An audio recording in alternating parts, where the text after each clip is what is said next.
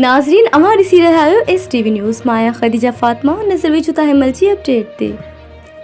नाज़रीन मीरपुर बठोरो खां अली अकबर वकीरो जी रिपोर्ट मूजिब मीरपुर बठोरो में जीअं सिंध क़ौमी पार्टी तरफ़ां सिंध में वधंदड़ धारियुनि जी आबादकारी ऐं बठोरो में वधंदड़ मंशियात ख़िलाफ़ सूफ़ी शाह इनायत प्रेस क्लब अॻियां अब्दुल्ला मीराणी, कादिर बख्श, ज़हुल अल्ताफ़, खोड़ वकार, राहू मोहरम थाराणी ऐं ॿियनि जी अॻवानी में एहतिजाजी मुज़ाहिरो करे सख़्त नारेबाज़ी कई वई।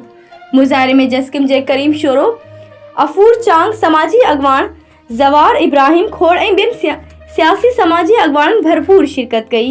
इन मौक़े ते अॻवाननि सहाफ़ियुनि सां ॻाल्हाईंदे चयो त सिंध में वधंदड़ धारियुनि जी आबादकारी सिंध जे वजूद ते बार बणियल आहे।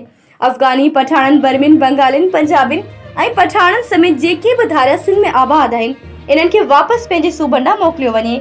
सिंध मां समूरी धारियुनि खे नेकाल ॾेई वञे। सिंध में दाख़िल थींदड़ अफ़गानी ऐं ॿिया धारिया सिंध जे पुरअमन माहौल लाइ ख़तरनाक साबित थींदा। इन्हनि खे बॉर्डर ते रोकियो वञे। धारिया सिंध में मंशियात फैलाइण में मुलविस आहिनि। तेज़ी सां वधंदड़ मंशियात नौजवान नस्ल खे तबाही तरफ़ वठी पई वञे। बठोरे में आसपास जे इलाक़नि में मंशियात फ़रोशनि जो राज, आफ़ीम, आइस, चरस, गुटको समेत मंशियात जो वाहिपो आम थी वियो, जंहिं सबबि केतिराई नौजवान फ़ौत थी विया आहिनि।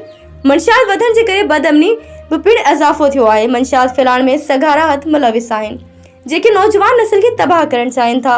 मंशियात जो ख़ात्मो नौजवान नस्ल खे बचायो पियो वञे।